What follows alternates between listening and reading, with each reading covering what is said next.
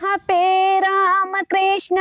लिहनाय अवतार हो, जहाँ पे राम कृष्ण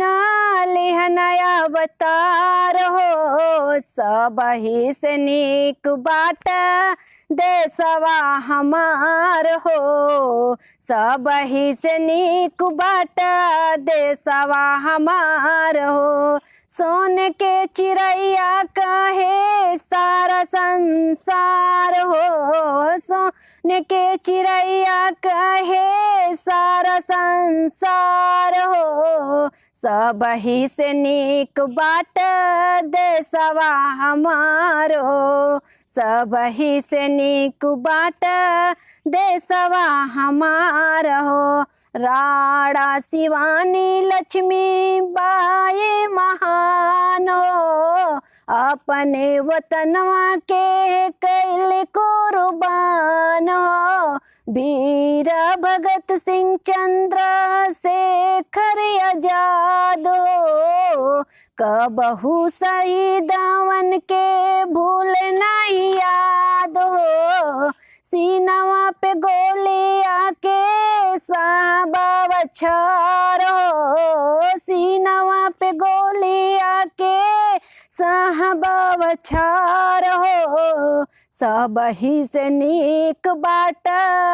देशवा हमार हो।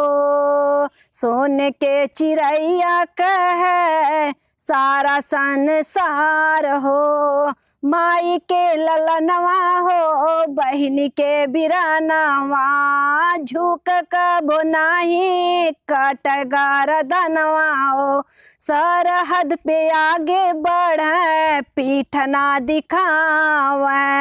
सरहद पे आगे बढ़े पीठ ना दिखावे, भारत माँ के लाल होती रंग फहरावे, जीत के लड़ैया आए माने नाही हार हो, जीत के लड़ैया आए माने नाही हार हो, सबही से नीक बाट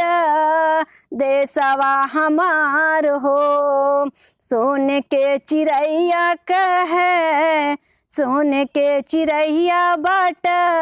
देशवा हमार हो। हेलो दोस्तों, अगर ये गीत आप लोग को अच्छा लगे लाइक सब्सक्राइब शेयर कमेंट जरूर करिएगा और ढेर सारा इतना सारा भर भर के प्यार दुलार दीजिएगा आप लोग।